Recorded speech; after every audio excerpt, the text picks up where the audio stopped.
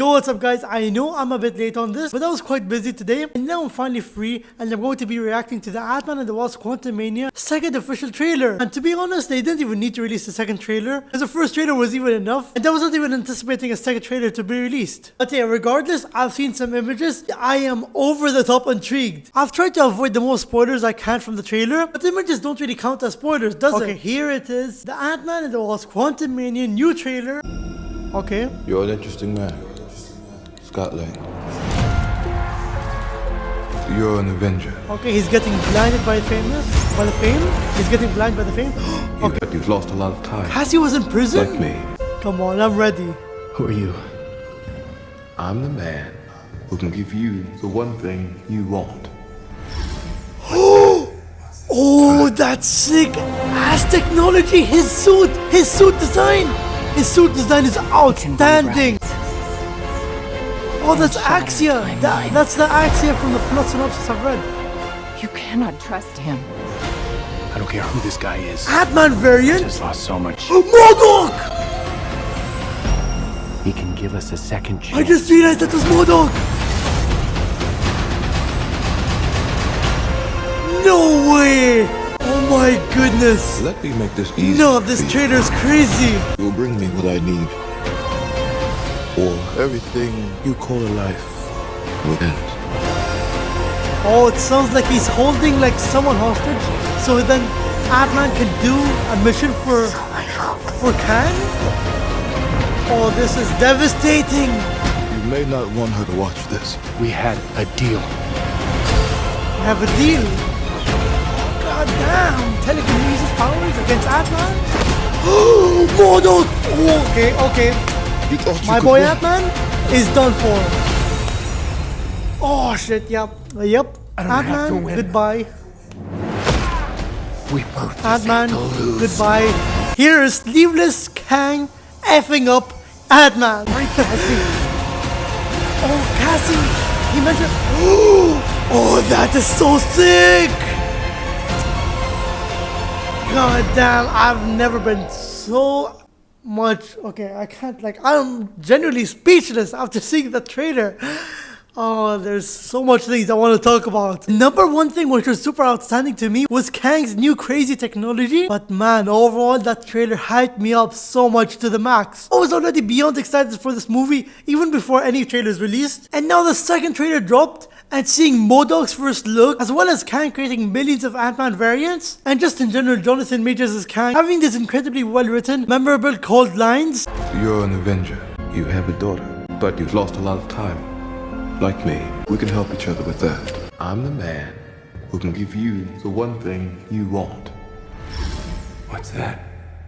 Time. I just know from this trailer alone, Kang is going to be 100 times better than Thanos. And I promise you, none of the stuff I'm saying is recency bias. Everything here was so genuine and really impressed me. I literally just had a technical issue. I was so hyped to react to the Antman trailer and give you guys my initial reaction. I forgot to turn on my ring light to give you guys a better lighting. But at least for the rest of the video, there will be better lighting. If you're wondering what's that place in the quantum realm that I called Axia, Bill Murray, one of the most infamous actors in the world, is actually going to be playing a role in Antman and the Wasp Quantumania. And he is going to be the governor of Axia. And Axia in summary is just this crazed Kashi community, and Bill Murray is Lord Kryler, who's the governor of Axia. We don't yet exactly know for sure if Lord Kryler would be with Antman or against him. I honestly don't even have any guesses for that. Also, it does seem that either Kang is the one who provides these incredible technology for the community, or he's invading them looking for Antman to use Cassie as a hostage for him to do anything for Kang, which seems like the most likely case. It especially does show in the trailer that Antman talked about a deal that he made with Kang, or it could be all of that combined, and Kang the Conqueror is the one who's providing this community all of this phenomenal technology just so whenever he goes to battle, in return he gets them to join his army. You guys gotta admit that is a pretty good theory. But Janet did reveal that the first time she was stuck in the quantum realm, she had some sort of connections to Kang the Conqueror and might have done something insane that either triggered him or she betrayed him. And now that Kang has noticed Janet is with Antman and Hope and Hank and Cassie, he's also going to be targeting Janet as well. And maybe that's why in the first trailer she was covering herself, giving herself and Hank and Hope these type of disguises so Kang the Conqueror won't recognize recognize them, and I'm on a roll with these theories. Now I'll be doing a little recap about what happened after the events of Endgame until Quantumania. So stay tuned, or you could skip to this timestamp. After the unforgettable events of Endgame, Scott Lang and Hope Van Dyne are seen living happily ever after with an older, blip-affected Cassie Lang, and she looks much different than she does in this trailer, because if you don't know, she actually got recasted for, in my personal opinion, a much better actress. But I feel like the way Marvel approached recasting her was kind of disrespectful, because they just did it out of the blue without even telling her. But in my own personal opinion, this new Cassie Lang, I feel like she's going to reach new heights with her character, and I'm excited to see her performance as Cassie Lang. But overall, I'm most certainly loving this new Cassie. Now anyways, Scott Lang becomes this big hotshot who's super famous and possibly egotistical, and he's too blinded by the fame that he shamelessly acquired from actually starting merch lines and I believe a podcast, and we all know about that since it was in the Miss Marvel series. But he mostly became famous after writing his own book about his experience with the Avengers and saving the world. But then most importantly, family and friends comes before fame and stays with Hope and Cassie and Janet and Hank more often. Meanwhile, it was shown in the first trailer, Cassie Lang stupidly and geniusly invents this device to communicate with the people from the quantum realm. It's explained that the device works as some sort of signal for anyone who gets stuck in the quantum realm. After that, all hell breaks loose from the device, having a terrible malfunction and warping every single one of them into the quantum realm. And Kang made some sort of deal with Antman, uses Cassie Lang as some sort of hostage just to get Antman to do whatever he wants him to do. But then man, when our boy Scott was like, nah, you know what, I'm gonna stand up for myself, I'm not gonna do whatever you want me to do. Oh! And then whoops the absolute living shit out of Antman. Make the circle, make a circle.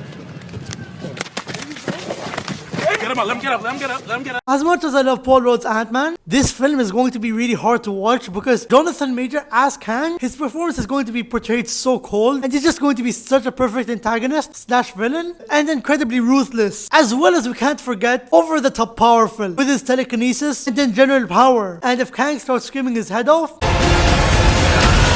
man, you better start hiding. I just love every single thing about Jonathan Majors as Kang. His one-liners, his power, his fighting abilities, and everything in general makes him so awesome and badass especially. Now before we discuss anything else, I want to make an honorable mention of a piece of news to say our GOAT is back. David Dasmalchian is officially reprising his role as Kurt, who was part of the original 3 X-Con. Let's go! I absolutely love this legend. But it's deeply heartbreaking knowing the fact that our other GOAT Luis, the man, the myth, the legend, would not return in Antman and the Wasp Quantumania. That is just so depressing. How can you have an Antman movie without him? Apart from that absolute legend reprising his role again, let's talk about one of the most memorable parts about the trailer. That's right, MODOK. First of all, a bunch of people have been assuming the actor who is going to be playing MODOK is Corey Stoll, who's the same actor who played Yellow Jacket in Ant-Man 1. So I'm not gonna deny that this is not him. I don't know how people are just gonna jump to the conclusion that this is confirmed that it's him. It has some similarities, of course, but I'm just saying don't be disappointed when it's a different actor. It would still make sense if Corey Stoll is MODOK, because if you don't remember, Ant-Man threw this type of disc and then he disappeared into the quantum realm. So I would not be surprised if this was him and then started working with Kang the Conqueror. But here is the main part of why MODOK is trending everywhere online. A ton of people on social media have again started unnecessary hate on Ant-Man and the Wasp Quantumania. I kid you not, the hate against MODOK in this trailer is so goddamn forced. They either say some brainless stuff like, oh, this looks so shit, or the CGI is so horrible. But the most horrendous comparison I've seen by far is people comparing Mr. Electric to MODOK.